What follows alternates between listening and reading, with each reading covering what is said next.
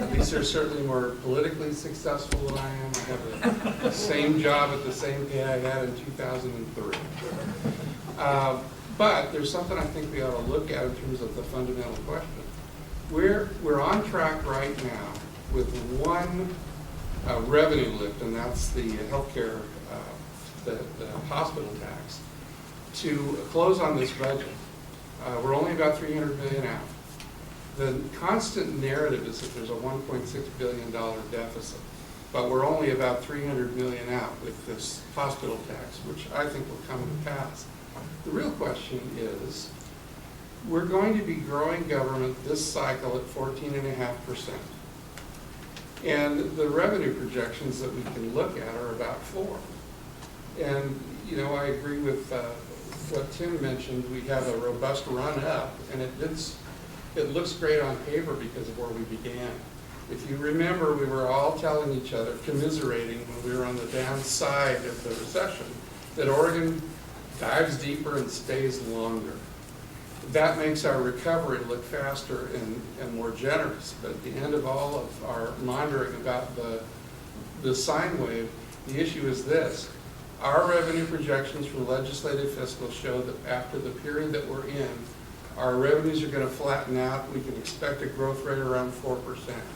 The question for taxpayers is, can we afford a 14.5% gain year on year in government spending? We're on track, if we close on this budget, to have a $2.5 billion deficit, shortfall in the next biennium, and a $2.7 billion deficit after that. So the real question for us is, are we trapped in a cycle of unsustainable spending? Or shouldn't we try to match our expenditures more closely with our anticipated revenue, which would talk about cost containment and setting better priorities? We are having a little bit of a conversation about cost containment. So far, since February, about $400 million has been put on the table, largely one-time dollars.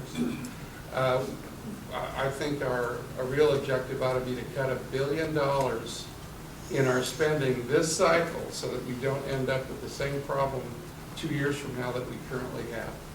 And I think we ought to stop talking about a deficit, because with existing additional revenues of about $1.4 billion that were unanticipated, and the willingness of the legislature to take action to protect the 350,000 Oregonians that just got onto Medicaid, and we are willing to do that, we can balance this budget.